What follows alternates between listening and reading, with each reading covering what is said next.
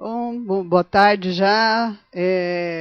Queria agradecer aí o pessoal que está assistindo à distância, o pessoal que veio assistir aqui ao vivo, ao Fórum de Junho do LGP. O tema hoje é gestão de projetos internacionais. A gente tem o prazer hoje de contar com a professora Ivete Rodrigues, da FIA. Ela fez o doutorado dela sobre esse tema, abordando principalmente os aspectos culturais que estão envolvidos em projetos internacionais.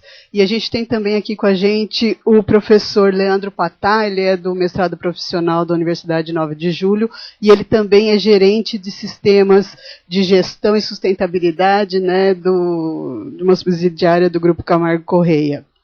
Então, a professora Ivete vai falar um pouquinho dos principais achados da tese de doutorado dela, e depois o Leandro vai fazer um contraponto aí das dificuldades de gerir projetos internacionais na prática, da experiência dele de empresa, tanto agora no Grupo Camargo Correia, como os projetos anteriores na Siemens e outras corporações por onde ele passou.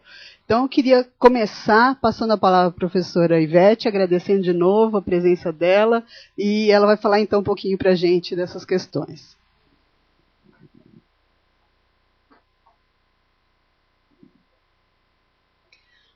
Boa tarde aos presentes, boa tarde também a quem está nos assistindo aí à distância. Marli, muito obrigada pelo convite para estar aqui hoje divulgando aí os resultados do meu trabalho de doutorado. Leandro também, obrigado. Leandro, a gente tem tido a oportunidade de atuar aí como colegas, né, como professores, né, também na área de gestão de projetos.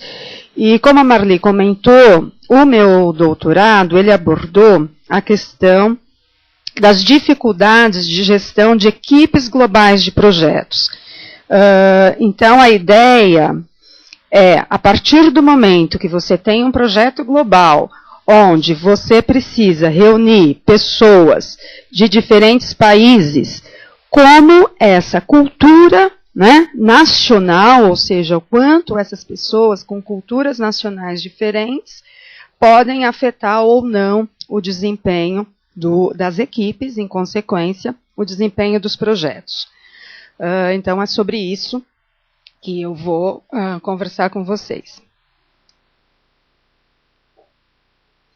Bom, primeiramente, apenas para nós pontuarmos alguns conceitos teóricos que vão dar depois suporte para a análise dos dados encontrados, eu vou falar um pouco sobre o que é desempenho de equipes de projetos globais, ou pelo menos, né, como eu trabalhei na minha tese o conceito de desempenho de equipes globais, o que é cultura, o que eu estou entendendo como cultura, que é um tema bastante amplo, as dimensões culturais, os impactos dessas dimensões no desempenho humano e técnico dessas equipes, e finalmente, né, se há ou não impacto, qual é a implicação gerencial? Né? O que o gerente de projetos globais, então, deve fazer frente a esses impactos? Então, projetos globais, aqui no contexto do que nós trabalhamos, ele surge, né, dentro de um âmbito, principalmente porque aí, né, é bom falar também, eu estou trabalhando com projetos globais de empresas multinacionais brasileiras. Então, eu estou entendendo que, com a internacionalização das nossas empresas, essas empresas cada vez mais estão tendo que gerenciar projetos globais. E o porquê, né, dessa internacionalização? Necessidade de expansão dos mercados globais. Hoje, né, nós tivemos historicamente muitas empresas nacionais vindo para o Brasil, então multinacionais, estrangeiras. Hoje nós temos um movimento, esse movimento continua, mas a gente também tem um movimento no sentido contrário, que é das empresas brasileiras se tornando multinacionais e indo para fora. Por quê? Por vantagens competitivas, atendimento de demandas locais nos países em que ela está atuando, busca de conhecimentos que estão geograficamente dispersos, facilidade das comunicações, isso é um fato, que torna muito mais tranquilo você gerenciar um projeto com equipes multiculturais. E, como eu já tinha falado, a questão das estratégias de crescimento e diversificação. Então, é nesse contexto que surgem os projetos globais. O que eu estou chamando aí de desempenho de equipes? Eu trabalhei de duas formas, né? Um que é desempenho técnico, o outro que é desempenho humano. O que é o desempenho técnico? É a soma do atendimento às metas orçamentárias, o atendimento às metas de qualidade e o atendimento às metas temporais, ou seja, as metas de prazos dos projetos. Então, a soma disso é que vai me garantir o desempenho técnico.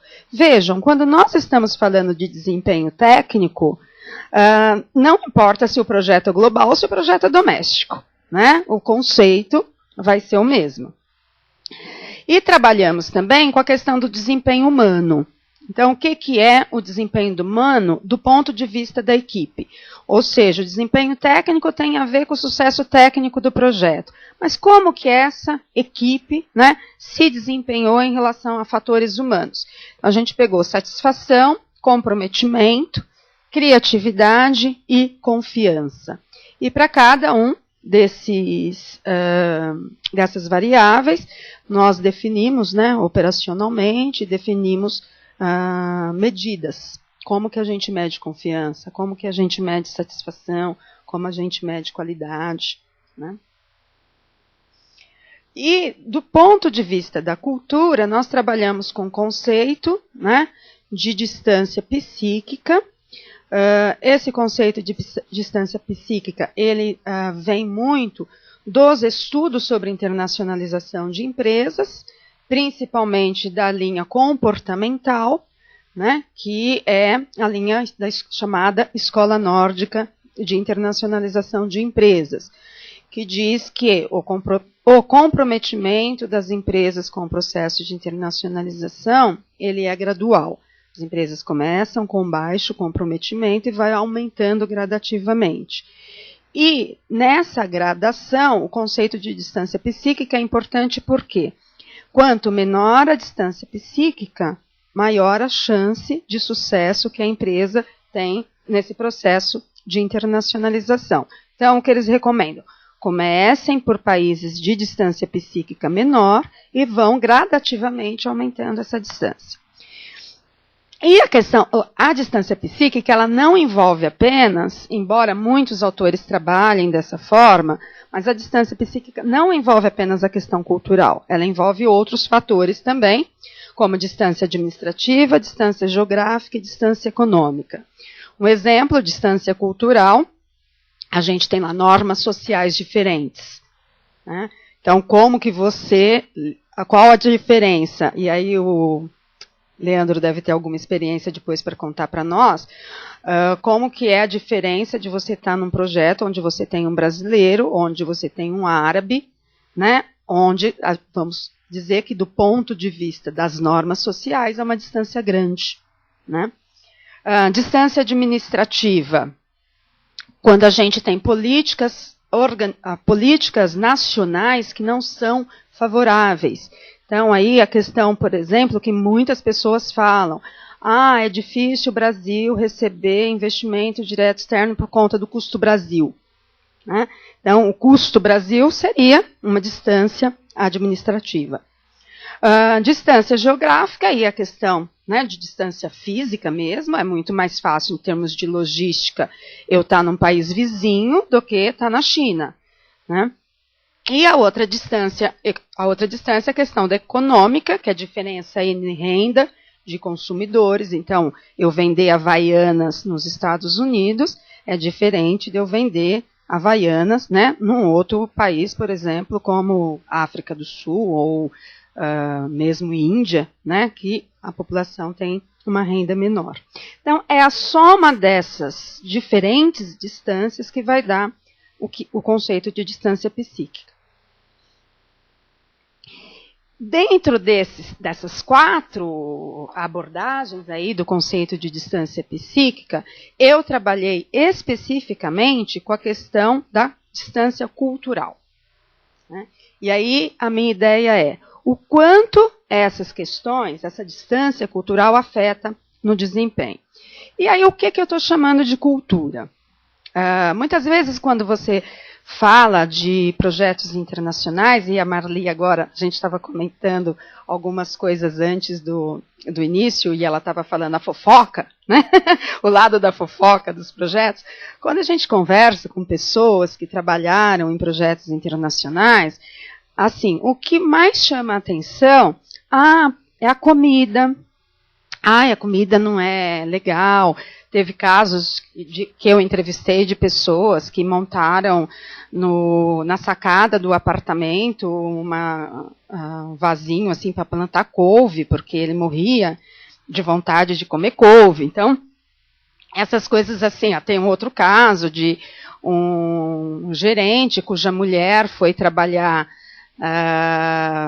que estava trabalhando no Oriente Médio, a mulher foi comprar um sapato, e na hora que ela foi comprar o sapato, ela levantou, né, um gesto que para nós brasileiras é super normal, né, na loja fazer assim, olhar no espelho, para eles é considerado, né, um absurdo, né. Teve até que a mulher quase que foi presa, o gerente teve que ir atrás, acionar a empresa, etc., para resolver esse problema. Mas essas questões aí são as questões que dizem respeito à camada mais externa, né, da cebola, se a gente entender cultura enquanto uma cebola. É a camada mais visível. Então, essa camada mais visível, de fato, é mais fácil lidar.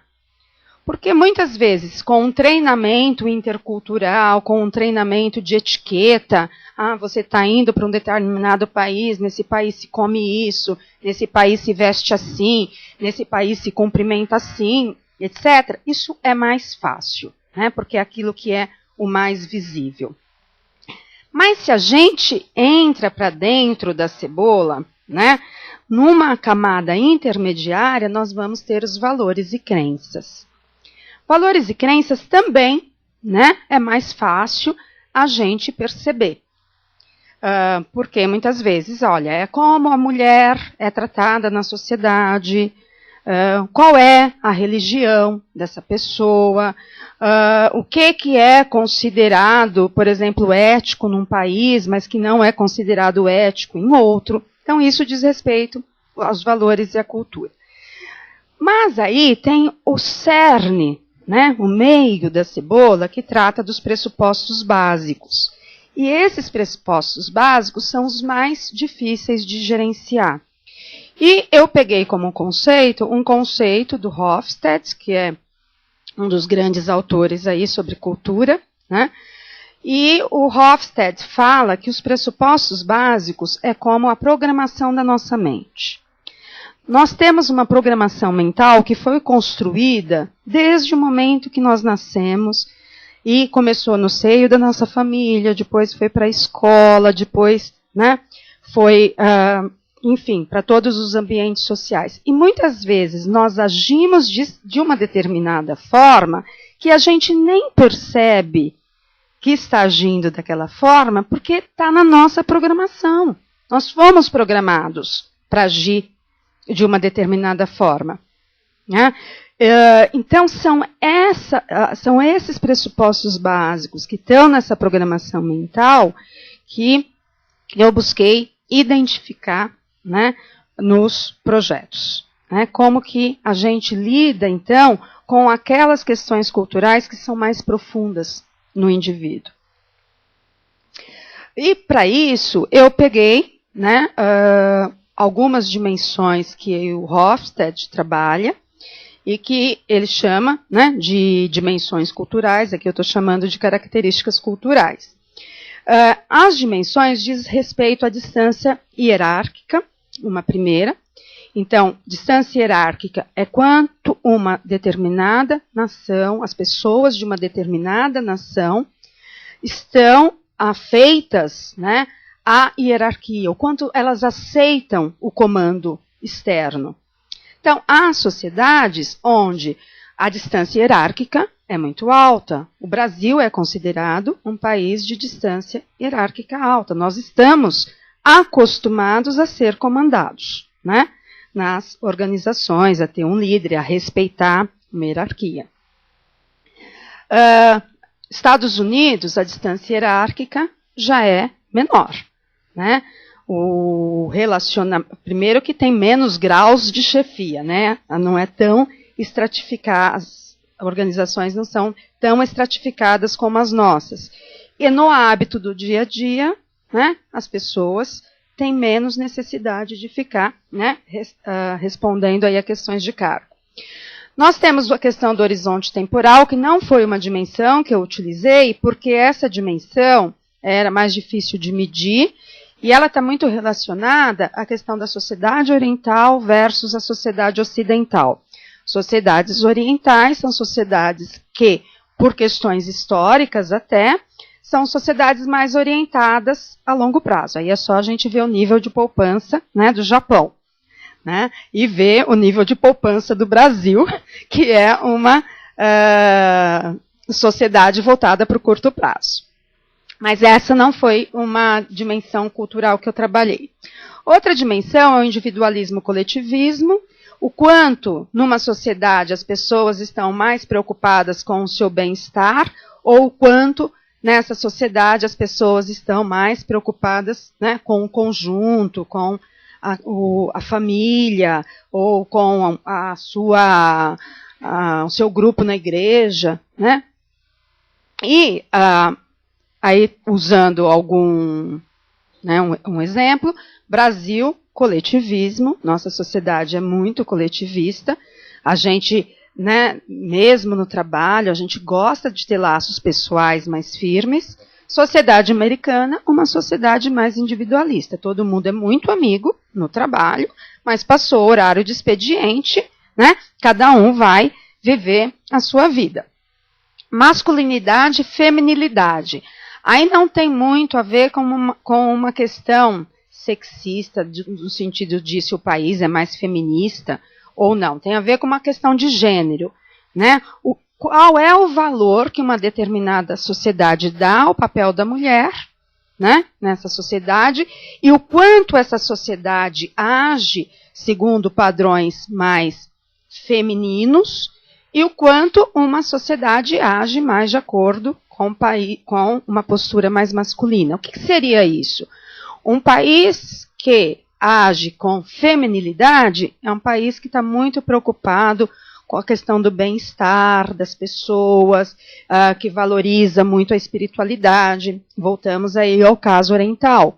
O Japão é um país, né, embora de alta distância hierárquica, mas que tem essa questão da feminilidade, que é a preocupação com o outro, o bem-estar do outro, o bem-estar da família. E tem sociedades que não, que são mais assertivas, né, são mais focadas em resultados. Aí entra também a questão da sociedade americana. O Brasil é ainda, né, um país de mais masculinidade. E controle da incerteza é o quanto uma sociedade é afeita a correr riscos ou não.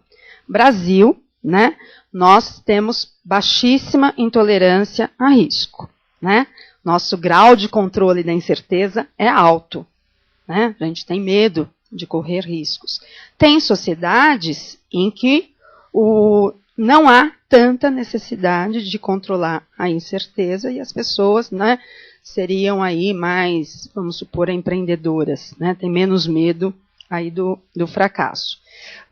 Basta ver aí, né, o tamanho da nossa Constituição, né? Toda a legislação brasileira é muito cheia de normas, de leis. A Constituição nossa entra nos mínimos detalhes, e a Constituição americana, né, que são apenas diretrizes, né? Então isso mostra também uma forma de um determinado país agir. Bom, pegando esses conceitos, então eu fui buscar projetos que tivessem pessoas de países diferentes trabalhando juntas, né? Foi isso que eu chamei de projetos internacionais. Projeto internacional não necessariamente ele precisa estar localizado, ele pode estar colocalizado, ou seja, as pessoas estarem trabalhando juntas no mesmo espaço, mas serem de origens diferentes, ou pode ser também distribuído, ou seja, eu tenho uma liderança focal e tem pessoas, né, distribuídas ao longo do mundo inteiro. Eu não levei isso em consideração. Para mim, ambos os casos, seja colocalizado, seja distribuído, ambos são projetos internacionais. O que caracterizou foi a existência, então, de pessoas de diferentes nacionalidades. Eu investiguei 34 projetos de 15 empresas, envolvendo aí muitos países, né? Então, aí eu trouxe essas tabelas só para vocês, eu dividi, né, o que eram projetos considerados de baixa distância cultural, o que eram projetos de alta distância cultural. Mas como que você chega naquele índice, né? Então, IDH é uma daquelas características que a gente comentou, que é distância hierárquica. IDV, individualismo. IMAS é masculinidade versus feminilidade. ICI é grau de controle da incerteza e eu chego num grau de distância cultural. Então, existem estudos, né? Eu aí peguei o estudo do Kogut Singh, que ele montou uma forma de, a partir da utilização dessas categorias de distância cultural ou de diferenças culturais, você chega a esse grau de distância. Então, eu separei na minha pesquisa os projetos que, de acordo com esse índice, são considerados de baixa distância cultural e os projetos considerados de alta distância cultural. Então, aí a gente tem Brasil e Argentina, é um GDC baixo, Brasil e Peru é um GDC baixo, Brasil e Suriname, um GDC baixo. E aí tem os de alta distância, ainda são de baixa, né? Isso, aí são os de alta distância cultural. Brasil, Colômbia, Venezuela, então aí eu já tenho 3 países, isso também aumenta o grau de distância. Brasil e China, né? Um GDC bastante alto. Brasil e Estados Unidos, né? Que foi o maior número de projetos, foi o projeto 4, 13, 14, 20, 23, né? Foram vários projetos que tinham essa composição das pessoas. O outro ali, Brasil, Estados Unidos, Alemanha, uma distância cultural altíssima, né? Então, agora passando para os resultados. Pode passar, isso é só para a gente ter um exemplo. Em termos de características, né, culturais, o Brasil, como eu falei, né, um país de proximidade hierárquica, e eu inverti na hora de fazer o cálculo, em vez de falar distância, eu estou falando proximidade. Por quê? Porque eu entendo que no ambiente de projeto, né, a proximidade hierárquica seja mais benéfica que a distância hierárquica. Então, eu estou medindo proximidade. Brasil, né, proximidade hierárquica baixa, ou seja, né, alta distância hierárquica. Projetos pesquisados, alta proximidade hierárquica. Coletivismo deu basicamente igual entre o Brasil e os países pesquisados, então a gente não teria aí uma grande diferença cultural nesse tema. Feminilidade, né, muito maior nos projetos pesquisados do que no Brasil, como eu falei, né, uma cultura ainda de alta masculinidade. Propensão ao risco, né, muito maior nos projetos também pesquisados do que no Brasil. Bom, tendo em vista todos esses conceitos e essas variáveis, eu comecei a pesquisar características culturais versus proximidade hierárquica. O quanto isso afetou no desempenho técnico, o quanto isso afetou no desempenho humano. Coletivismo, quanto isso afetou no desempenho técnico, quanto afetou no desempenho humano e assim por diante, né? Foram essas as relações. Então, o que nós chegamos aí? Características culturais, a proximidade hierárquica, ela mostrou estar muito relacionada ao desempenho humano. E também a questão da feminilidade também esteve muito relacionada ao desempenho humano. Nenhuma das características culturais afetou o desempenho técnico. Então, o que a gente chega à conclusão, e aí o Leandro pode confirmar, né, na experiência dele com projetos globais. Metodologia de gerenciamento de projetos, no âmbito desses projetos pesquisados, que são de grandes empresas, etc., já é muito dominado. Então, um brasileiro, ele não tem uma dificuldade de linguagem técnica se ele vai para os Estados Unidos, porque ele conhece, né, a metodologia tão bem quanto um americano conhece. Então, a questão da cultura não vai impactar, né, nesses aspectos técnicos. Hoje mesmo estava conversando com um expatriado da Monsanto, hoje de manhã, e ele está trabalhando num projeto global, que envolve aí vários países também, e eu falei para ele, que metodologia você usa? Aí ele me mostrou, né, o plano do projeto, e assim, eu falei, poxa, é exatamente isso que a gente ensina nos nossos cursos de gestão de projetos. Então tinha o Project Charter, tinha a matriz de responsabilidades, tinha o orçamento. Ah, que software você usa? Ah, eu uso o MS Project para isso, eu uso o WBS Pro para aquilo. Eu falei, bom, né? Então estamos up to date com os aspectos aí mais técnicos do gerenciamento de projetos.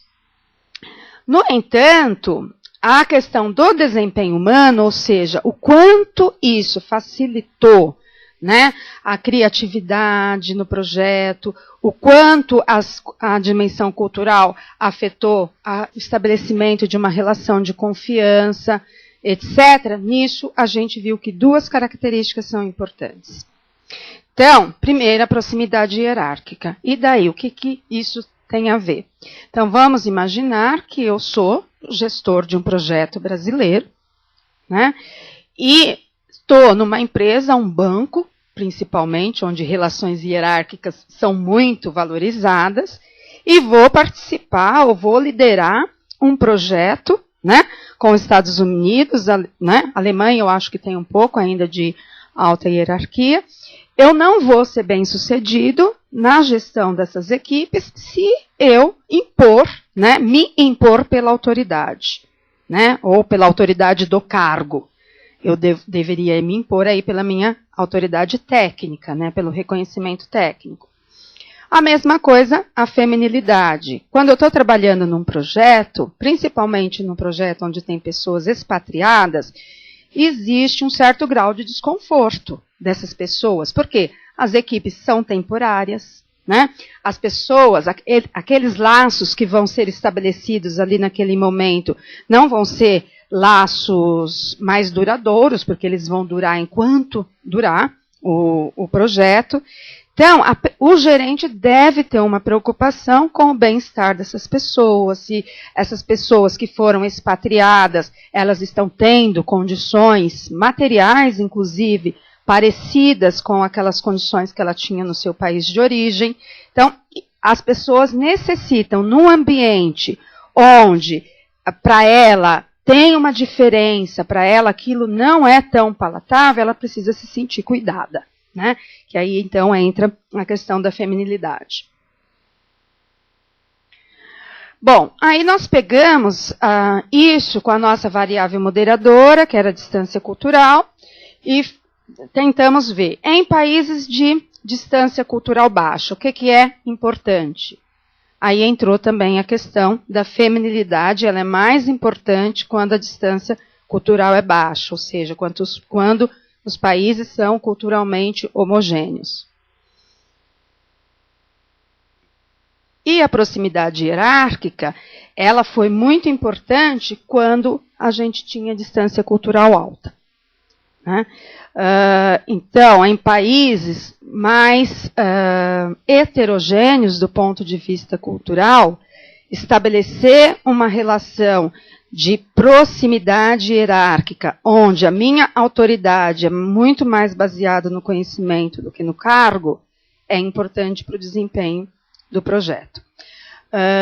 Isso, gente, bate com várias literaturas, publicações que a gente conhece sobre desenvolvimento de equipes, o que é importante para você ter equipes de alto desempenho. E isso tem uma lógica por trás que é o seguinte, né? Um projeto, ele é uma entidade temporária. Numa entidade temporária, o meu foco tem que ser a meta, o meu foco tem que ser o resultado. Então, se o meu foco é a meta, é o resultado, né? O que eu preciso ter? Um tipo de perfil, né, de pessoa que tenha mais assertividade, que tenha essa condição de ter esse tipo de relacionamento mais próximo. Então, isso é uma característica que bate com o que a gente pesquisou na literatura do que é importante em termos de equipes de alto desempenho. E aí, isso aí nem fez parte do meu modelo de pesquisa, foi só uma curiosidade acadêmica, fica até aí como sugestão, né, para quem quiser depois trabalhar essa relação. Eu imaginei, olha, se a distância cultural é baixa, eu acho que o desempenho tende a ser melhor, né? Se a distância cultural é alta, o projeto se torna mais complexo e o resultado tende a ser pior. E isso bateu, né? Então, em países de alta distância cultural, desempenho baixo. Países de baixa distância cultural, desempenho alto. Então, acho que também faz uma certa lógica. Pode passar esse que é o mesmo do gráfico. Bom, aí uma segunda etapa da minha pesquisa foi, bom, eu sei disso, a pesquisa me mostrou isso, e daí? Eu quis fazer uma pesquisa qualitativa para, assim, entrar mais fundo, né, nessas questões, não só do que impacta, mas como impacta. Para isso eu escolhi alguns projetos, né, dentre os 34 globais, escolhi alguns projetos e fiz entrevistas em profundidade. E nessa entrevista em profundidade, o que eu procurei saber, né? Aí eu peguei o modelo de gestão de pessoas, da metodologia de gerenciamento de projetos, né, que diz que você precisa primeiro pensar no planejamento organizacional, depois no planejamento do projeto, acompanhar e executar, encerrar, né, o projeto. Enfim, seriam os processos básicos de gerenciamento de um projeto. Em relação ao planejamento organizacional, o que foi visto? Que há uma inexistência de planejamento e treinamento intercultural. Todos esses projetos, embora internacionais, ninguém pensou a priori se ia ter impacto da cultura ou não, né? Isso sequer foi uma coisa pensada, ou vamos fazer minimamente um treinamento de etiqueta, né? Nem aquilo que é o artefato mais visível foi pensado. Então, muito menos, né, as questões mais profundas da cultura. No planejamento do projeto também não se leva em conta essas competências interculturais. Então, quando eu vou selecionar o meu líder do projeto, eu levo em conta, esse cara é bom, esse cara tem jeito, né? Ele já trabalhou num projeto lá em Angola há tanto tempo, então ele já conhece mais ou menos, mas não se leva em conta, né, uma coisa mais de pensar num perfil do gerente de projeto frente a essas questões culturais. Acompanhamento e execução do projeto, gente, surge muito conflito por conta de questão cultural, e aí você também, né, coisas bobas que aparecem, né? Então, isso que eu falei, por exemplo, da sociedade americana ser mais para o individualismo. Isso trazia alguns problemas para o projeto do tipo, termina o horário do americano, ele quer ir para a academia.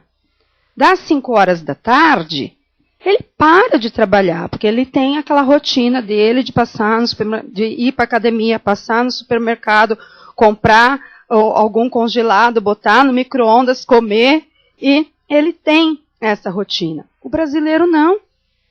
O brasileiro, como ele é comprometido com essa questão do coletivismo, o importante é ajudar o meu colega.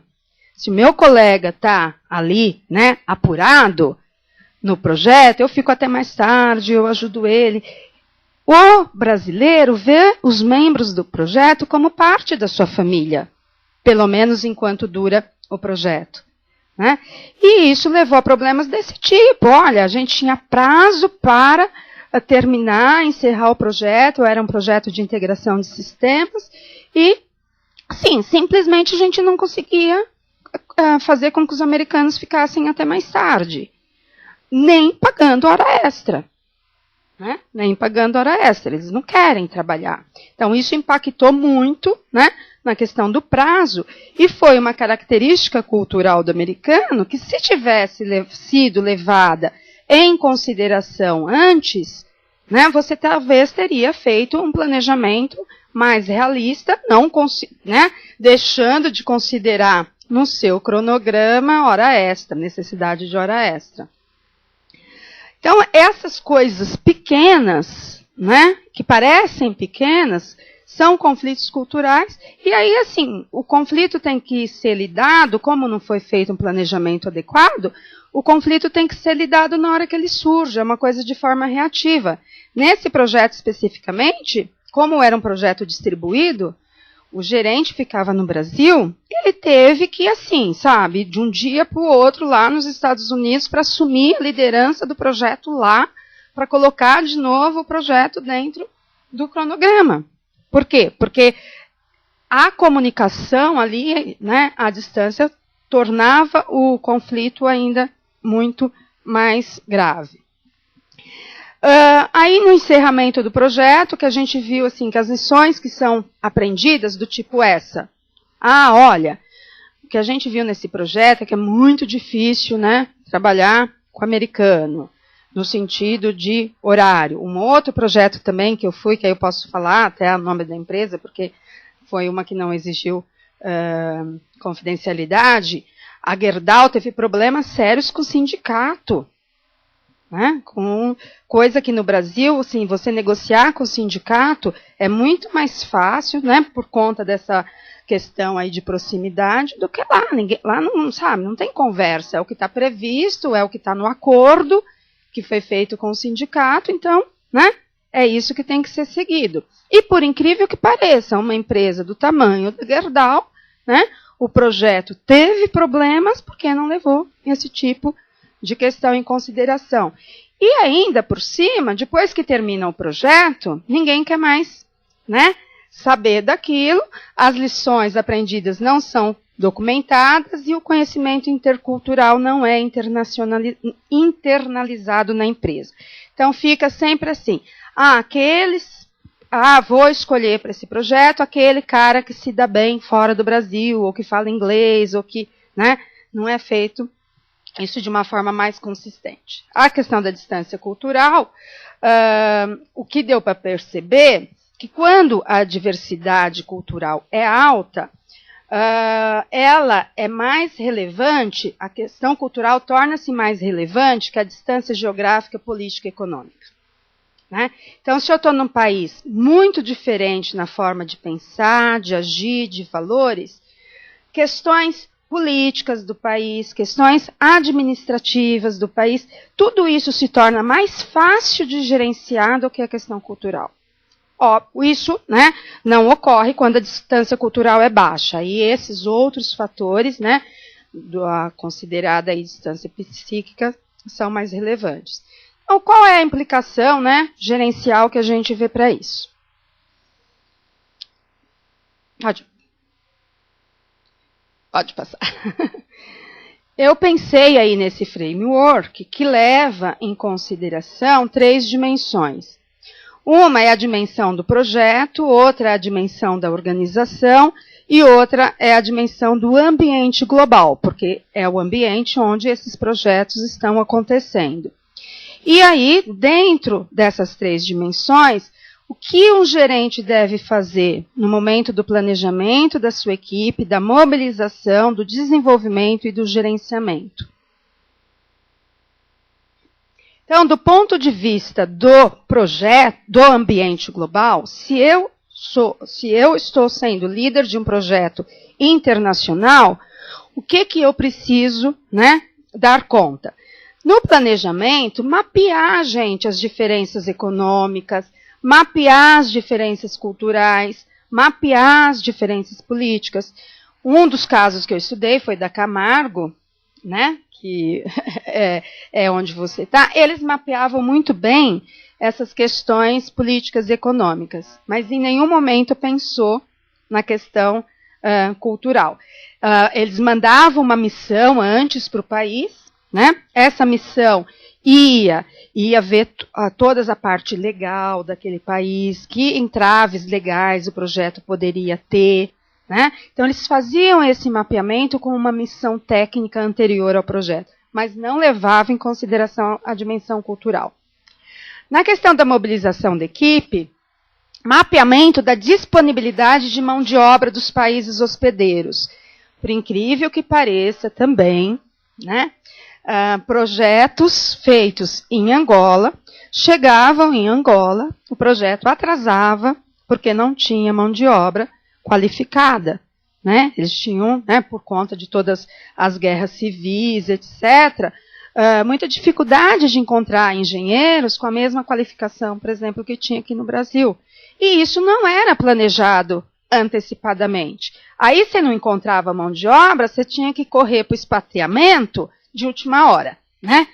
Como a gente não tem um engenheiro lá que tenha uma qualificação técnica, vamos mandar um engenheiro daqui, mas aí o projeto já tinha começado e você estava ainda atrás, né, de alguém que tivesse aquela capacidade técnica. No desenvolvimento, a questão de participação em redes globais, participação em fóruns internacionais. A boa notícia, gente, competência intercultural se aprende, né? Então, uma empresa que quer ser uma empresa internacional, uma empresa globalizada, ela precisa prover para os seus gerentes de projeto, para os seus líderes de equipe, a possibilidade de participar de espaços globais, né? De participar de fóruns, de participar de redes globais de conhecimento. Uma das empresas que eu pesquisei foi a Petrobras, e eles fazem muito bem isso, né? A Petrobras participa de várias redes globais de conhecimento no momento do desenvolvimento pré-competitivo da inovação. E na questão do gerenciamento da equipe, maior conhecimento e relacionamento com os parceiros locais.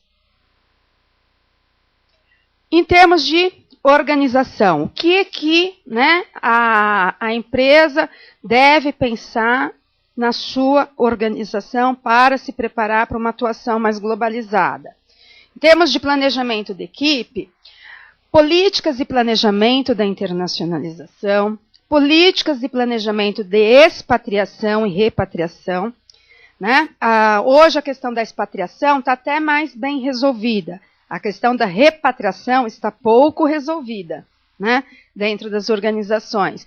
E imagina, num projeto que é temporário, né, você tem que pensar na repatriação. Não só pensar na realocação dessa pessoa no trabalho, mas na repatriação dela para a sua cultura de origem.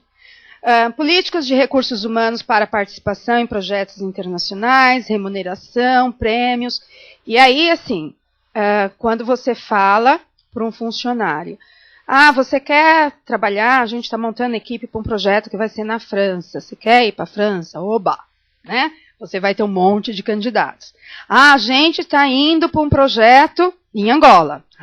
Angola não quero ir, não vou ter escola para os meus filhos, né? É perigoso.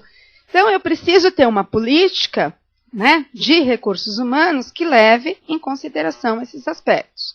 E políticas também de controle na operação no exterior. Esse exemplo que eu dei da senhora que quase foi presa. E o RH teve que entrar em contato, o jurídico teve que entrar em contato para resolver um problema, né, de uma operação no estrangeiro, e foi uma coisa que a operação local não estava preparada para lidar.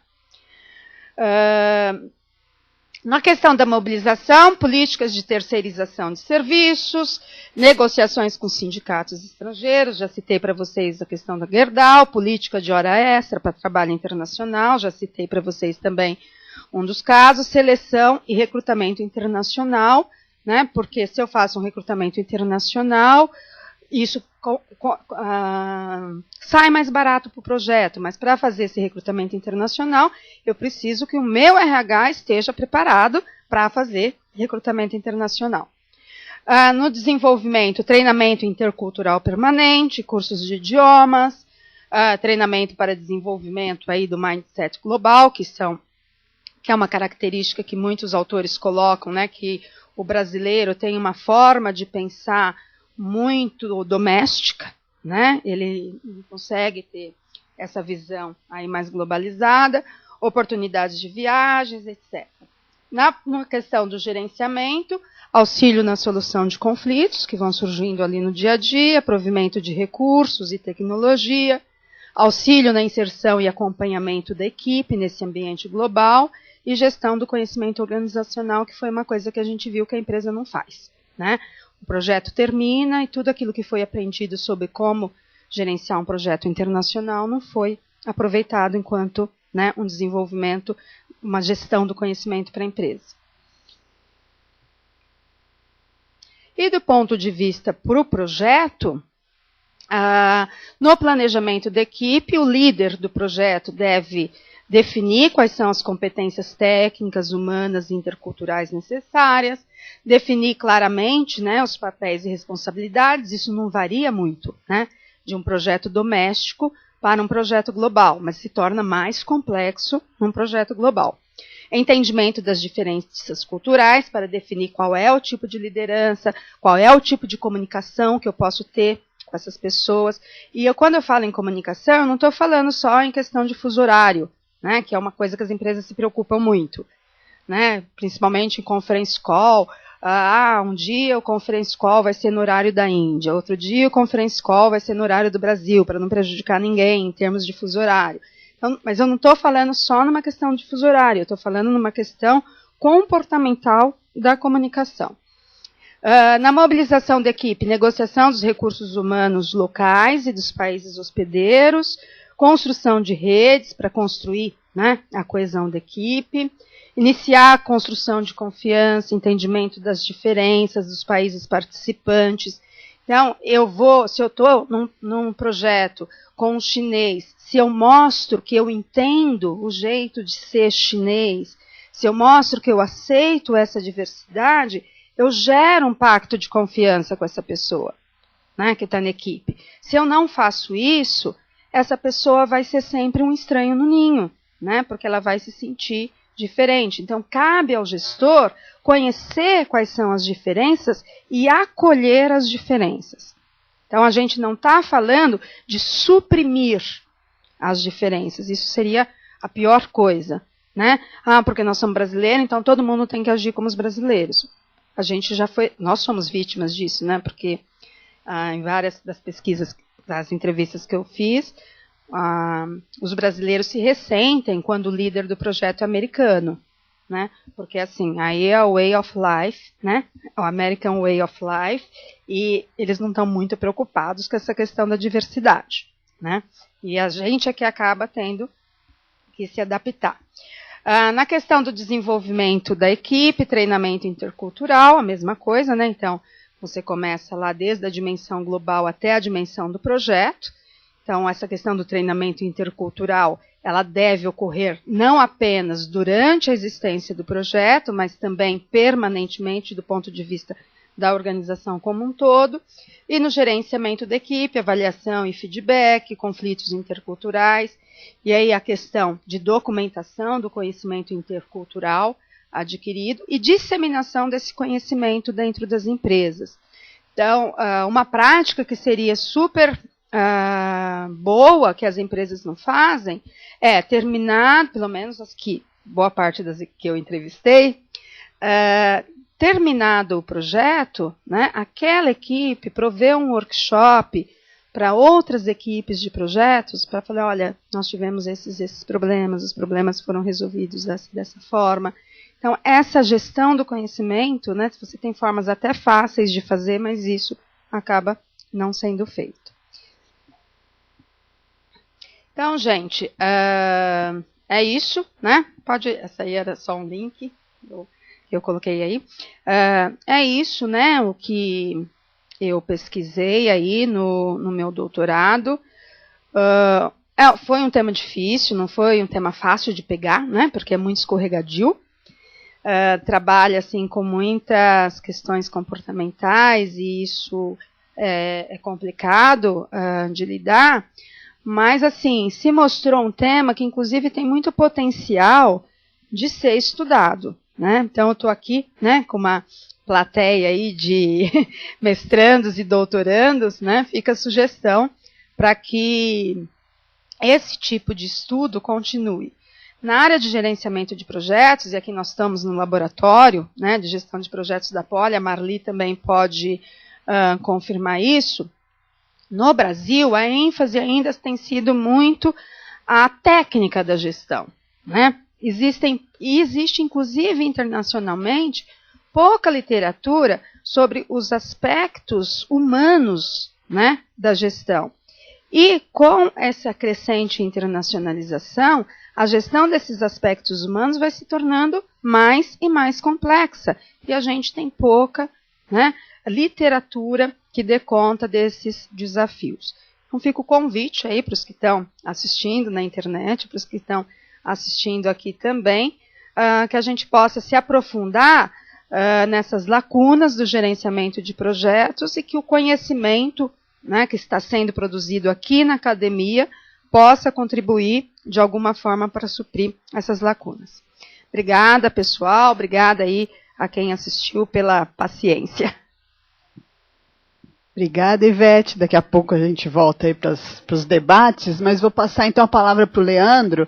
A gente sempre brinca que o pessoal da empresa vai fazer a fofoca, mas a ideia é passar um pouquinho das dificuldades que vivencia na pele, né? Porque quando a gente apresenta a parte acadêmica, a gente estrutura de uma forma mais apresentação, apesar da Ivete ter dado uma cor bastante interessante na apresentação, em geral fica um pouquinho desprendido do sofrimento que as organizações passam para fazer esses aspectos de gestão de fato funcionarem na empresa. Então, agora a gente sempre traz nos fóruns alguém para passar um pouquinho desse sofrimento e dessa vivência para a discussão. Então, Leandro, para você. Obrigado, Marli, obrigado do convite de estar aqui junto e junto com a Ivete, né, para falar um pouco sobre projetos globais, projetos internacionais. Eu tenho uma experiência razoável já em projetos desse tipo, né, de 12 anos pelo menos, trabalhando em organizações que me possibilitaram ter esse tipo de trabalho. Boa parte deles na Siemens, e aí em projetos de implantação de novos projetos, novas soluções. E há 4 anos numa das empresas do Grupo Camargo Correia, né, na empresa de cimentos, mas aí mais voltados para projetos de ampliações, novas plantas, aquisições de empresas, né, e aí realmente internacionalização de empresas brasileiras. E acho que um primeiro ponto, né, que você estava comentando, Ivete, que eu fui anotando, é que eu consigo talvez perceber um pouco a diferença entre uma empresa brasileira se colocando lá fora e a gente brasileiro, né, trabalhando em projetos desse tipo, e às vezes a gente brasileiro trabalhando numa empresa multinacional, trabalhando em projetos multinacionais, né. Talvez do ponto de vista de dificuldades culturais, né, você tenha uma relacionada à matriz da organização. Do ponto de vista de metodologia, foi bem abordado, isso acaba sendo, né, algo que não é tão relevante assim, principalmente pelo tamanho do projeto, né. Normalmente são projetos grandes, onde as coisas já são mais padronizadas, mais consolidadas, as pessoas já conhecem esse tipo de metodologia e acaba ficando mais fácil. Um outro ponto que eu anotei aqui, essa questão, e você falou bastante, né, da distância administrativa, né, distância hierárquica do Hofstede. Às vezes a gente chama um pouco de distância de poder, né, também em algumas literaturas.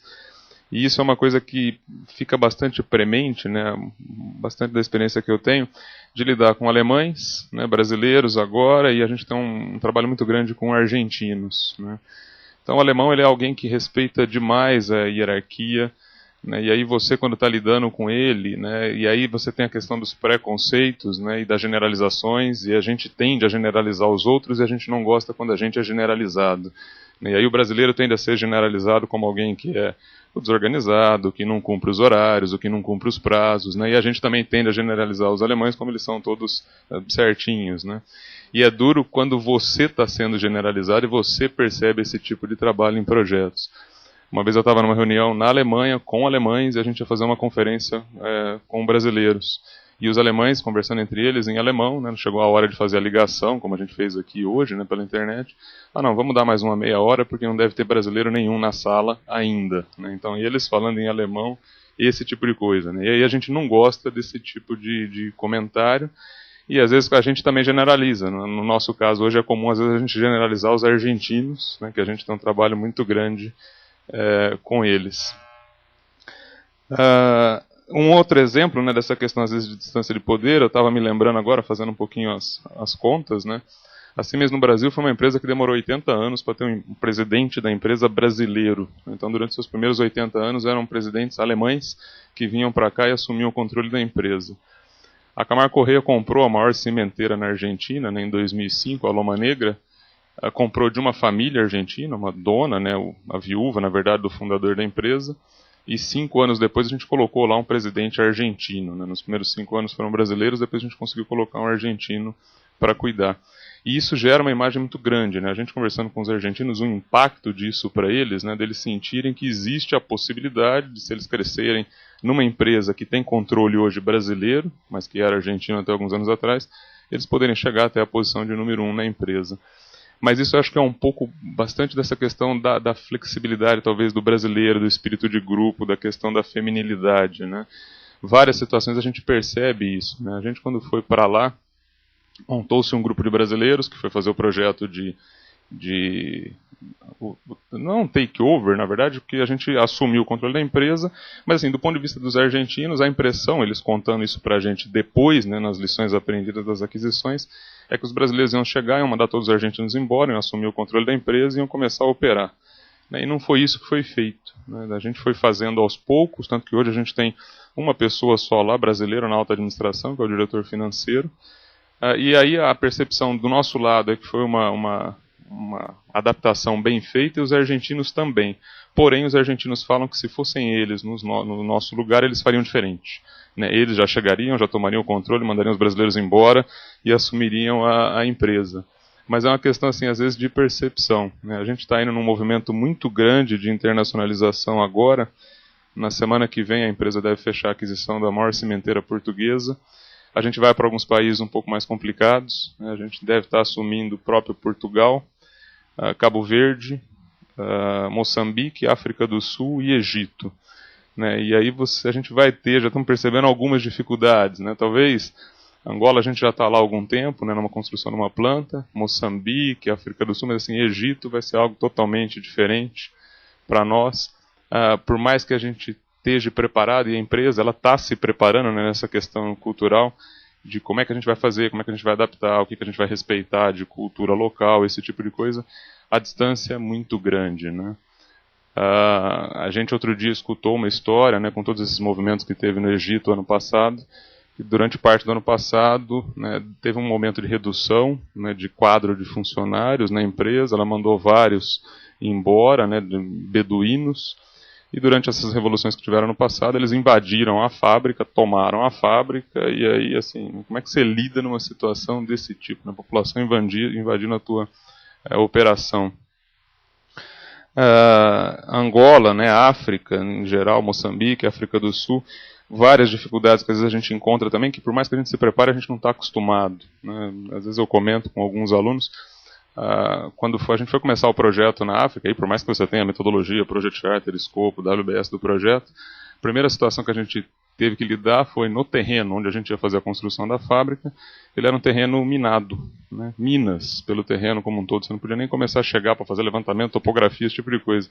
A primeira atividade de todas é contratar uma empresa de desminagem para retirar as minas do terreno, para você começar a poder andar pelo terreno, né, que você comprou para construir a tua nova planta, o teu novo projeto.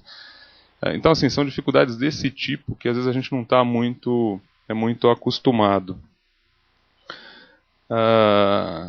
Na Argentina, né, um exemplo também, saiu na Veja, acho que da semana passada, não, a gente já conhecia essa história de antes, né, mas dessa vez eles publicaram. A gente lá, o mercado é regulado, né, o preço, e você tem que negociar preço com o governo. E aí tem um dos ministros do governo, né, o ministro Moreno, que saiu na Veja, saiu até a foto dele. Ele recebe a gente com um revólver em cima da mesa, né, e aí você faz a negociação de preços e ele com um revólver do lado. Então, assim, o poder, talvez, de argumentação, por melhor que seja, né, ele nunca vai ser suficiente. Né? E a gente já sabia dessa história há vários anos, a Veja publicou, saiu na edição, acho que, passada. Então, assim, como é que você lida com uma questão desse tipo? Por mais que você tenha a tua metodologia, teu processo, tua política de preços, a tua matriz, o teu diretor te pressionando para manter o mercado, esse tipo de coisa, mas, assim, tem uma condição local que você é obrigado, de alguma forma, a se adaptar. Nessa questão de horários, né, a Ivete comentou, isso é uma coisa também que é bem premente, né? O alemão, ele chega muito cedo para trabalhar, ele tem a conversa lá de 1, 2 minutos ali só para contar como é que foi o jogo de ontem, o que foi que aconteceu. Ele senta, começa a trabalhar, ele não olha para a pessoa do lado, né? Você, quando vai lá e fica um tempo, você se sente, pô, deve ser porque eu sou brasileiro, né, talvez, mas ele não conversa, né? Deu horário do almoço, a gente vai, almoça, conversa alguma coisinha, volta, trabalha e deu 5, 6 horas da tarde. Ele vai fazer o que ele quer. Se é verão, ele vai sair mais cedo, ele vai correr, vai patinar, andar de bicicleta, o que quer que seja, né? Vai tomar cerveja, né, nos beer gardens, todo esse tipo de coisa. Se é inverno, ele até fica um pouco mais tarde, porque já está escuro lá fora desde as 3 horas da tarde e tudo. O brasileiro já é diferente, né? O brasileiro às vezes até chega cedo, mas assim, a gente chega cedo, mas a gente fica 1h30 mais ou menos tomando café, conversando, falando como é que foi o jogo de ontem, toda essa história, né? Nosso almoço é um pouco mais prolongado, né? E a gente precisa ficar até mais tarde para poder cumprir tudo aquilo que é necessário. E se alguém faz ao contrário, né, chega cedo, é mais produtivo durante o dia, encurta o almoço e sai mais cedo, né, porque terminou o trabalho dele, talvez ele seja mal visto aqui, né, coisa que não acontece tanto lá fora. Né. Na Argentina já é mais diferente. Se você chegar lá 8h30 no escritório, não tem ninguém, né, porque eles chegam 9h30, é o horário padrão deles, né, de trabalho. Então são coisas que a gente também tem que, de alguma forma, tentando se adaptar. Um ponto que eu achei que é extremamente, né, bem colocado, né, a Ivete falou da questão lá de valores e crenças, e aí é uma coisa que a gente está definindo e vai tentar levar à frente, né, valores que são inegociáveis nos projetos onde quer que a gente esteja. Um deles que a gente escolheu foi a questão de segurança. Então, independente de onde a gente for, a questão de segurança, porque aí a vida humana, o valor dela é o mesmo em qualquer lugar. E é uma coisa que a gente encontra muita resistência, né?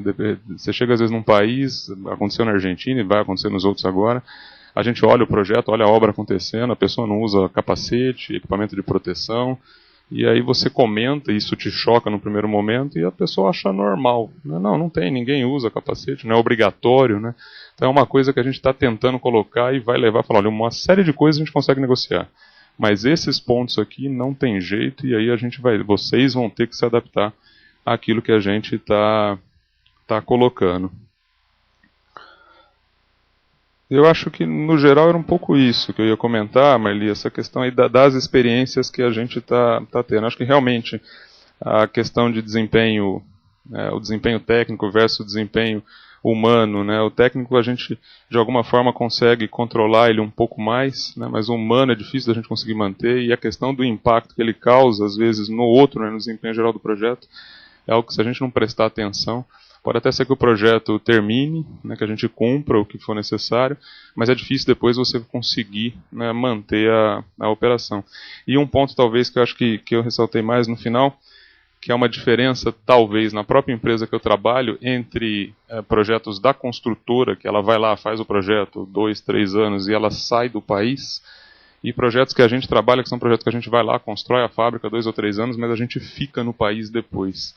Né? Isso gera uma preocupação enorme desde o início. Né? A gente está terminando agora a construção de uma fábrica no Paraguai. Né? Então você não está indo simplesmente lá fazer um investimento, pegar o dinheiro e vir embora. Né? Você vai ficar lá depois, você vai construir uma fábrica que vai ficar 30, 40 anos operando. Então os laços que você vai construindo com o país, com a cultura, com as pessoas, são enormes. Porque você não vai, talvez, conseguir pegar um brasileiro e falar para ele, olha, você vai morar até os próximos 40 anos de vida, né, no Paraguai, em Angola, no Egito, em Moçambique. Ele vai para lá, fica uns 3, 4 e volta. Então, ou você vai ficar trocando sempre, ou então você tem que ir preparando, né, localmente para que depois alguém assuma essa operação depois. Então talvez aí esteja uma diferença, né, nessa questão de como que a gente se prepara ou não para projetos, né, globais, pelo menos no nosso caso. Ok, obrigado. Vocês vão ter que tomar bastante cuidado com a questão de propina, né? O que é ético, né, numa negociação no Egito e o que não é ético. E aí talvez tenha que entrar essa questão no que são os valores negociáveis e os que não são valores negociáveis. Porque algumas vezes compensações por contratos, eles não consideram ilegal, né? Faz parte da cultura, é uma compensação, né, por você ter oferecido um contrato. Então, são questões aí de diferenças importantes. Você falou essa questão da propina, eu me lembrei de dois pontos só. Um é que realmente tem locais que talvez você vai decidir da forma como você vai querer trabalhar. Eu me lembro que um pouco antes de sair da Siemens, a Siemens passou por todos aqueles escândalos, né, que culminaram com a saída do presidente do conselho, o presidente global da empresa, né, questões na Grécia, aqui na Argentina, o Brasil também teve um pouco. E aí, numa das reuniões com gente do mundo inteiro na Alemanha, estava lá o presidente da Siemens, e o novo, né, e ele virou e falou, a gente não vai mais operar desse jeito, né? Se alguém perguntou, mas se o país tal falar que não tem jeito, é desse jeito ou então não opera, ele falou, a gente fecha as portas, né, e sai do país, que isso a partir de agora passa a não ser mais, né, tolerado. E essa questão da propina, né, a gente quando vai bastante para a Argentina, propina em espanhol é gorjeta. Então, sempre quando a gente almoça, né, o garçom pergunta, inclui ou não inclui a propina, né? Então, assim, até hoje, né, por mais que a gente vá, a gente se choca, né? E vem no recibo, né? Vem o valor e vem a propina, né? E depois a gente apresenta para reembolso, né? Então, assim, a propina ali, pelo menos nesse sentido, ela acaba sendo oficial, né? E aí a gente tem que se adaptar, né? A outra propina, essa eu nem não conheço como é que é a palavra em espanhol. Obrigada, Leandro. Você entra aqui para a gente conversar um pouquinho, responder aí a pergunta do pessoal que está aqui, do pessoal que está à distância. Então, aqui como mediadora, eu já vou começar provocando um pouquinho. Acho que tem várias questões aí em projetos que têm presença aí de diversas culturas, que estão envolvidas em você tentar gerenciar isso, mas também tem o apoiar quem participa, né? Porque quando a gente fala, em determinado momento você fala de feminilidade, masculinidade, mas pensando na cultura como um todo. Mas aí quando é uma mulher na pele que está indo vivenciar um projeto, numa situação em que ela não está acostumada a sofrer tanta restrição, isso gera sofrimento. Eu estava vendo alguns trabalhos que discutem aí algumas características como resiliência da pessoa, capacidade de absorver esse sofrimento e responder, mas de fato é mais demandante, tem um sofrimento aí. Né? Por mais que você esteja preparada, que você tenha conhecido, estudado, mas o sentir isso na pele tem um sofrimento, e tentar entender isso, o impacto disso, não só na gestão, mas nos resultados, é alguma coisa que, como você comentou, quer dizer, quanto menor a distância, menor os impactos no desempenho. E talvez parte dessa relação é porque o sofrimento está aí presente, por mais que você esteja preparado, né, e você falou de grandes corporações que não estão tão bem preparadas assim, o Leandro também comentou. Então, muitas vezes o pessoal de projeto é jogado em situações de sofrimento para vivenciar esses projetos internacionais. E isso, obviamente, tem consequências aí no desempenho de projeto. Então, uma das primeiras questões eu queria falar, o quanto isso, né, o quanto esse mapeamento pode mitigar esse sofrimento que passa para o indivíduo, né? A gente é conhecido como os brasileiros que saem, por mais que a gente saiba que tem questões de gênero no Brasil, questões de raça no Brasil, pode ser que a gente entenda que elas são mais suaves do que em outras culturas. E a hora que você está vivenciando esse sofrimento na pele, sem um preparo de vida, sem ter vivenciado nunca isso gera um sofrimento muito maior. E que, por mais que você tenha lido, você vivenciar isso é muito, muito sofrido. Então, queria que vocês falassem um pouco desse sofrimento.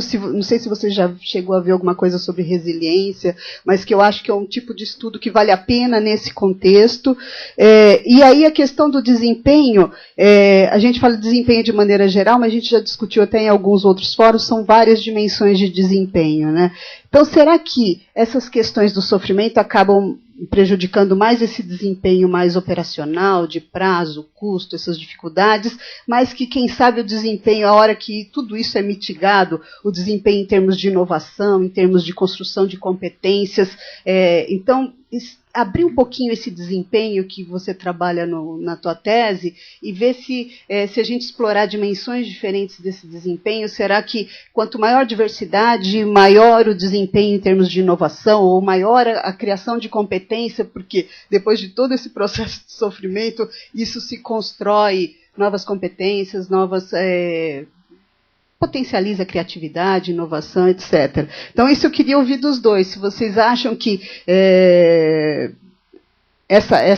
a distância pode ser um fator que catalise outros tipos de desempenho, embora os dados apresentem que ele tem uma relação negativa, será que ele catalisa outros tipos de desempenho? E como é que a gente trata a questão do sofrimento das equipes? Sobre essa questão do sofrimento, realmente, né, eu acho que ele existe e ele vai ser maior quanto maior a distância cultural, né? Quanto mais diferentes, né, quanto mais diversidade cultural eu tiver, mais difícil a adaptação de todas as pessoas daquela equipe a esse novo microcosmo que é o projeto. Porque o projeto é um microcosmo, né, dentro de uma situação maior. E quando eu pego toda essa diversidade que existe e coloco para uma equipe de pessoas vivenciar isso no dia a dia, isso gera sofrimento. Daí que eu passo aí para a questão das implicações gerenciais, e eu gostei muito do negócio que você falou, que é o seguinte: você pode até cumprir prazo, você pode até entregar o projeto com sucesso, mas é provável que as pessoas saiam destroçadas, né? É provável que essas pessoas talvez não queiram mais trabalhar nesse tipo de projeto. Então, como que eu penso no pós-projeto? Como que eu penso, enquanto organização, em criar isso que eu estou chamando de competência intercultural? Né? Isso não é só no momento em que eu vou ter um projeto global. Isso é uma coisa que precisa sendo feita na cultura da organização, no dia a dia da organização, estar preparando essas pessoas para lidar com isso. E essa, gente, é uma realidade que veio para ficar. Eu dou aula na graduação da FIA e eu falo para os meus alunos, inclusive essa questão que você falou de resiliência. Cada vez mais você vai precisar de líderes resilientes, de líderes que consigam sofrer essa pressão, consigam sofrer esse sofrimento, é pleonasmo, mas que consigam vivenciar esse sofrimento. Ele vai envergar, né? A resiliência é igual à história do bambu, né? O vento sopra forte, o bambu se enverga, mas o vento passa, o bambu volta ao normal, né? Ele enverga, mas ele não dobra. Então, a empresa tem que cuidar disso, nesse sentido, né? De criar um sistema que cuide para que essas pessoas sofram, né? Mas sem que isso signifique que essas pessoas vão se curvar, vão se dobrar, né? Elas vão saber lidar. Porque, assim, o Leandro também falou uma coisa que eu gostei. Gente, tem muita coisa que você pode ver no planejamento, né? Eu acho que boa parte dessas coisas todas que a gente está falando, de conflitos interculturais, você consegue mitigar com um bom planejamento, como eu coloquei aqui, né? Você pensando nisso com antecedência. Mas, obviamente, a gente sabe que por melhor planejado que seja um projeto, Você vai ter situações cotidianas que não foram previstas, e daí entra a questão da necessidade de você ter um líder resiliente, né? Um líder que saiba lidar com essas pressões que surgem aí ao longo do projeto. Com relação à questão da inovação, certamente teria sido um recorte muito interessante, fica também, eu acho, como sugestão, né? Ao invés de usar a variável moderadora distância cultural, talvez usar inovação. A Marli, inclusive, ela foi da minha banca de doutorado, e ela até tinha sugerido, né, num determinado momento, olha, por que você não trabalha com tipologias de inovação também? Mas aí é aquela questão que você no doutorado tem que fazer um recorte, né? Seja no mestrado, seja no doutorado, você tem que optar por alguma coisa. E como eu estava trabalhando num projeto mais amplo, que era de internacionalização das empresas brasileiras, essa questão da distância cultural se mostrou mais relevante para esse projeto maior, que era a questão da internacionalização. Mas eu li bastante sobre isso, e o que, assim, né, tem muitos autores que defendem que a diversidade cultural é boa. Tem muitos autores que defendem que no ambiente de diversidade você tem diferentes soluções para o mesmo problema. Às vezes, uma pessoa traz uma ideia que ainda não tinha sido pensada. Mas volto a falar, se isso for bem cuidado, se o ambiente para que isso ocorra, né, for devidamente instaurado. Se os conflitos culturais, caso eles se sobreponham, né, ali no relacionamento, a diversidade cultural vai ser ruim. A gente, infelizmente, tem vários estudos que mostram que está muito mais diversidade cultural está muito mais associado a má desempenho do que a um desempenho superior em termos de inovação. Talvez até pela dificuldade de gerir isso, né, como a gente tem visto, né? Primeiro nessa questão da resiliência, e aí é uma opinião pessoal minha, né, não estou baseado em estudos, mas dá a impressão que o brasileiro ele é alguém bastante resiliente, né, de se adaptar fácil às situações mais problemáticas que elas sejam. Isso dentro do nosso próprio país, na cidade onde a gente mora, ou em outras situações, outras cidades, outras regiões, e até fora do país. E eu acho que uma outra característica que talvez ajude um pouco isso é essa questão do grupo, né, dele se ajudar, né? Então, às vezes, mesmo quando a gente está numa situação complicada, ou tem alguém numa situação complicada, talvez não resiliente assim, a gente consegue, né, juntando ali as forças aí, consegue superar isso. A gente teve uma situação no projeto de Angola, né, o gerente do projeto já estava lá há mais tempo, já estava estabelecido com a esposa, morando num condomínio fechado, tudo, e foi uma engenheira da Argentina, né, para fazer realmente essa parte de topografia, e ela ia ficar lá 1 mês e pouco, quase 2 meses.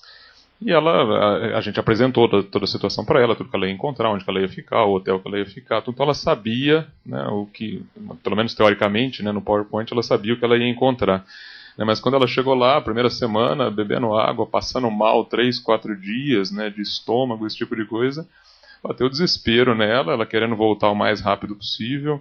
Não é tão fácil assim você conseguir a passagem de retorno, porque são poucas opções de voos, esse tipo de coisa. O gerente do projeto não teve dúvida, né? Tirou ela do hotel e levou ele para casa dele. Né? Ficou lá hospedada na casa dele, com a esposa dele, junto durante alguns dias, até que ela pudesse retornar, né? É uma coisa que não é muito comum, talvez, em outras culturas, né? Pô, se eu tô lá, ela é funcionária, eu vou me encontrar com ela às 8 e vou despedir dela às 17. O que ela vai fazer depois disso é problema dela. Mas aí acho que esse fato desse espírito de grupo do brasileiro acaba colaborando em projetos deste tipo. E a questão da distância, né, seja ela geográfica, cultural em projetos, eu acho que por mais que talvez ela dificulte a obtenção dos resultados, né, que foi o que a Ivete demonstrou, eu acho que tem um fator que a gente tem que levar em conta também, que é o seguinte: a tendência é que quanto maior ela for, mais a gente vai se preparar para ela. Né, e isso talvez eu acho que ajude um pouco a questão do sucesso. Né, do exemplo que eu dei da gente estar indo lá para Portugal e estar indo para Egito, com certeza, né, quem vai para o Egito vai se preparar muito mais do que quem vai fazer Portugal. A gente faz isso pessoalmente, né? Se a gente vai fazer uma viagem muito curta, vou num dia e volto no outro, para o Rio de Janeiro, a gente não se preocupa tanto assim. Agora eu vou pegar um avião, vou para a China, né? Vou ficar uma semana e vou voltar, um mês antes a gente começa, pelo menos, estudar algumas palavrinhas em chinês para falar alguma coisa, como é que vai ser, por onde eu vou passar, qual que é o telefone, uma emergência, o que eu faço. Então eu acho que isso é um fator que talvez, assim, obviamente é muito mais difícil, né? Mas a gente se prepara, a gente pensa em alguns riscos, talvez não de maneira tão formal, mas facilita um pouco, né? O resultado, com isso, talvez o resultado poderia ser muito pior se a gente não fizesse algo desse tipo, né?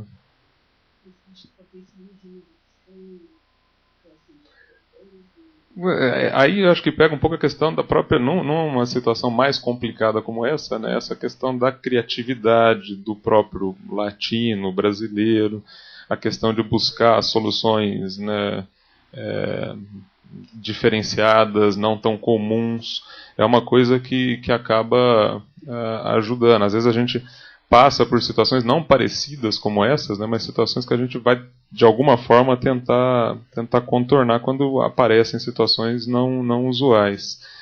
Quem está muito num ambiente muito mais tradicional, muito mais estável, né, quando lida em situações mais complexas assim, fica mais difícil. Né? Do mesmo modo como quando a gente vai para algo já mais estável, né, a gente pode até apresentar novas soluções, novas inovações, mas a gente fica também um pouco talhado em relação a isso, né, porque ali já está colocada, né, a solução, o problema já é um pouco mais fácil, mais fechado, né, já foi provado antes, já foi aprendido. Né. Eu acho que quanto maior a dificuldade, eu acho que maior a tendência da inovação a aparecer. Queria até provocar, como tem bastante gente de pós aqui conversando, o projeto de mestrado e doutorado pode ser um projeto internacional também, né? Tem aí o sanduíche, etc. Então, uma coisa que eu acho muito interessante para quem sai e faz um sanduíche, ou tem essa experiência de ficar, por quê? Porque o jeito de pensar, as referências, o próprio arcabouço teórico de gerar as hipóteses e discutir os pilares são completamente diferentes, né? Embora estou estudando gestão de projeto aqui, vou estudar gestão de projeto em Cambridge. Mas quem são os teóricos que eles mais valorizam, qual o tipo de pesquisa que eles estão fazendo é diferente. Isso dá um olhar diferente. Né? Então, a mesma coisa acontece num projeto. A gente tende a se viciar em soluções que são costumeiras num dado ambiente. Então, eu acho, e fico provocando aqui, porque eu acho que é um tema de pesquisa bastante interessante, essa questão da internacionalização e dessas dimensões de desempenho mais associadas à inovação e criatividade. E, por outro lado, alguns estudos que eu vi assim, qualitativos, muito superficiais, mas que eu acho que daria um potencial grande de pesquisa, porque para medir resiliência dos membros da equipe existem já escalas e questionários bastante consolidados na área de psicologia, mas eles são pouco utilizados ainda no ambiente de gestão. Então, esse é um tema interessante, porque dá para você brincar com diferentes dimensões de desempenho e trabalhar esses questionários junto com a equipe, além de outras dimensões que a Ivete já apresentou para a gente com relação à diversidade e à distância cultural. E eu acho que esse é um tema que a gente tem pouco estudo. Né? O estudo da Ivete acho que é o primeiro grande no Brasil que foca a questão da internacionalização em projetos, e é uma carência muito grande. Por isso que a gente sempre pensa para o fórum alguns temas que ainda não tão bem resolvidos em termos de pesquisa. E esse tema, ele tem assim, vários meandros aí para serem analisados e pouco estudados. Eu acho que cada vez mais o Brasil vai ser demandado, como o Leandro levantou aí, para projetos internacionais, porque esse reconhecimento que a gente constrói equipe, que a gente se preocupa com o outro, já né, ao mesmo tempo que a gente é conhecido por não ser muito pontual, a gente é conhecido com essa preocupação de construir o grupo, construir o time. Então, acho que essa característica puxa muito o brasileiro para o projeto internacional. Né? Então, queria jogar essa provocação para vocês e ver as perguntas aí de vocês que estão aí. Vamos lá. Quem tem pergunta?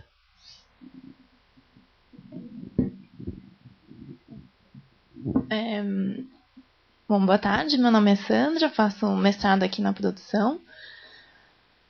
Eu achei muito interessante a sua pesquisa, Ivete. Acho que dá uma visão aí bem interessante do desempenho. Você colocou o desempenho técnico e o desempenho humano, né? Não lembro o termo agora.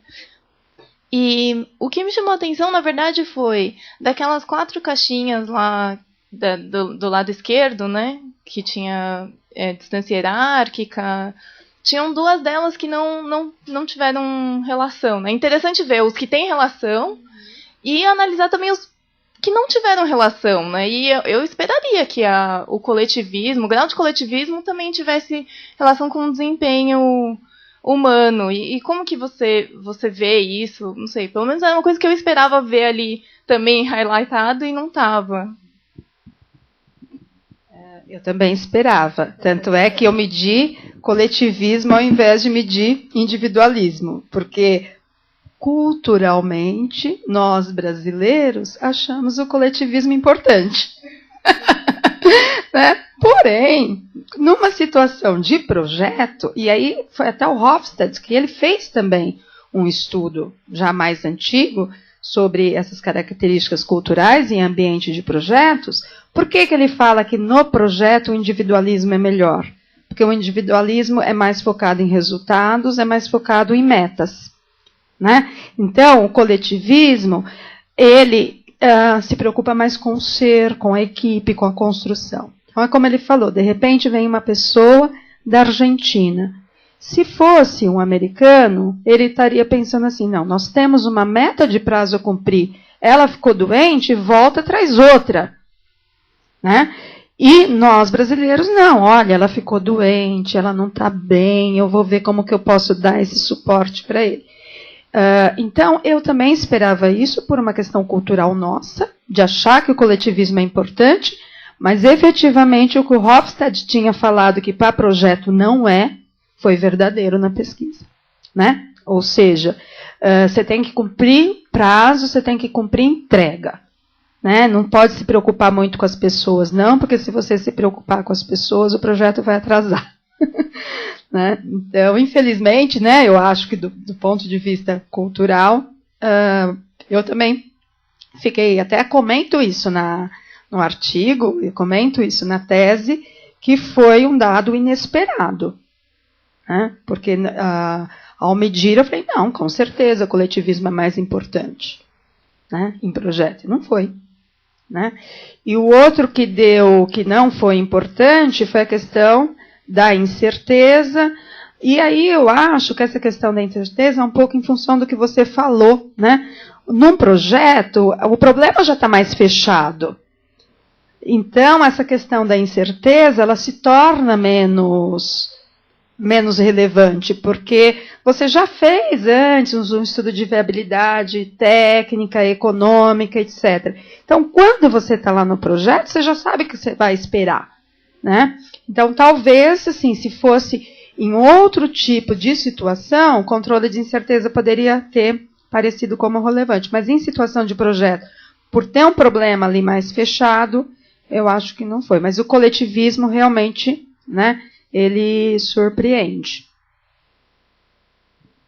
Aí eu acho que vale a pena pensar no contingenciamento, né, pelo perfil. Né?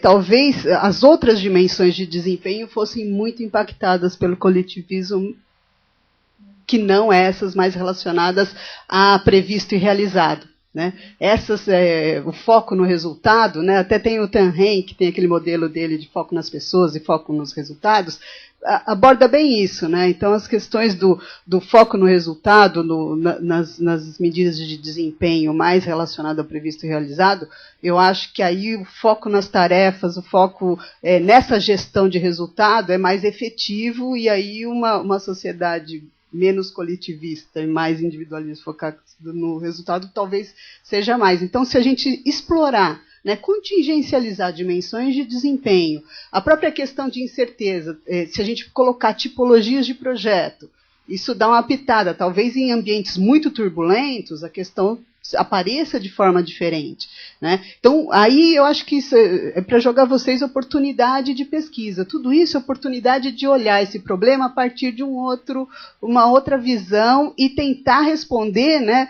Quando a gente fala um achado que não teve, também é um achado, né?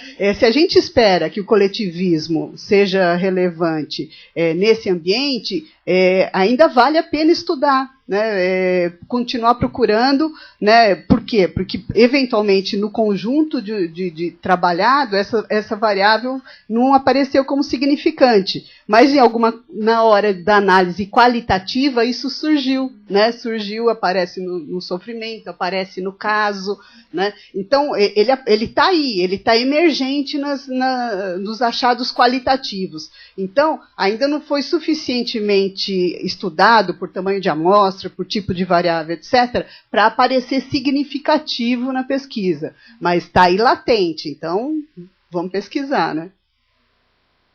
Acho que só complementando essa questão da incerteza que a Ivete comentou, é um pouco por aí mesmo, né? Quer dizer, você, quando vai para uma situação dessa, você não vai. Por que você vai fazer projetos em países como esses que eu citei, Angola, Moçambique? É porque você gosta, né, de desafios, né, porque você quer promover, melhorar a situação do país. Para conseguir criar defesas, né, contra doenças diferenciadas, né? Não é isso, né? Você vai para lá porque... Estou falando do ponto de vista de empresa, não estou falando do ponto de vista de órgão de fomento, esse tipo de coisa. Você vai para lá porque você tem... É um jogo, né? Você está fazendo uma conta que o benefício compensa os custos. Então, você vai, o prazo do retorno do teu investimento é muito menor, o quanto que você vai ser remunerado, a margem que você vai receber é muito maior.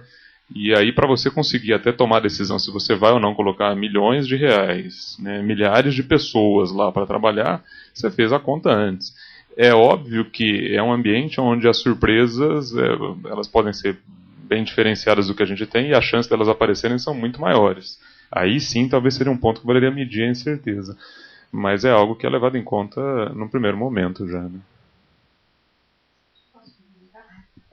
Antes até do doutorado, fazendo ainda disciplina, eu fiz um estudo de caso na Petrobras.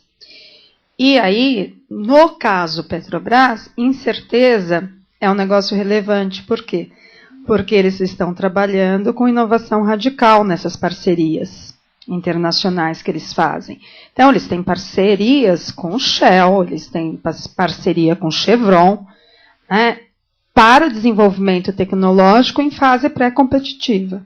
Aí a incerteza com certeza poderia ser relevante. Então, concordo plenamente com a Marli quando ela fala sobre tipologias de projeto. Então, uma forma de recorte interessante poderia ser projetos de inovação incremental versus projetos de inovação radical. Talvez os resultados fossem diferentes se a variável moderadora fosse outra, né?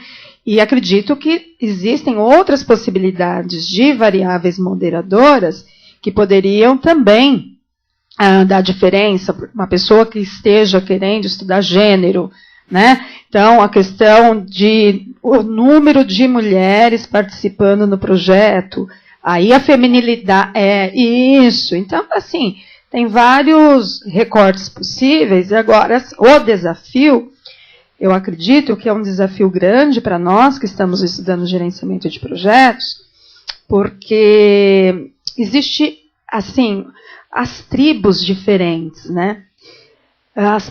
A tribo do pessoal da psicologia, a tribo do pessoal da cultura, a tribo do pessoal do PMI, né, que produzem conhecimentos distintos. E uma das maiores dificuldades no meu trabalho, que quase me deixou maluca, foi justamente beber na fonte de outras áreas. Vocês não sabem o tempo que eu levei para definir como medir confiança. Né? Como que a gente mede se houve confiança entre as pessoas no projeto ou não houve? Eu fui buscar na psicologia. Né? E aí vi que existem assim, vários estudos. Gente, o que tem de estudos só sobre confiança é impressionante. Né? Aí você começa a ir abrindo, né? Abrindo novas portinhas. E chega um momento que você fala, Nossa, eu tenho que fechar, porque senão vou ver Alice no País das Maravilhas, né? Entro no labirinto e não sei mais como sair dele. Mas eu acredito que isso é evolução do conhecimento. Essa coragem, né, de trabalhar com áreas com as quais a gente não está muito acostumado. E aí parceria é fundamental, né? Você ter projetos em que você possa ter contribuição de alguém de psicologia, né? Por exemplo, questão de resiliência, todos os questionários que medem resiliência são da área de psicologia. Né? Criatividade. Temos bastante gente da área de inovação estudando criatividade. Mas como que você mede criatividade? É número de ideias geradas? É número de patentes? Né? Então, o desafio enquanto pesquisador realmente está em juntar as contribuições dessas diferentes áreas.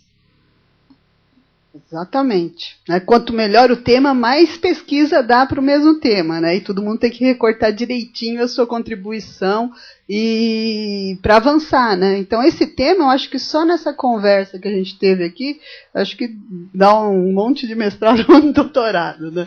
Então todo tema bom tem essa amplitude, né? Um tema que você vai procurando amplitude, mas ele não dá recorte, é porque o tema já está esgotado, né? Então esse tema não está longe de estar esgotado, é um tema bom, um convite aí para o pessoal.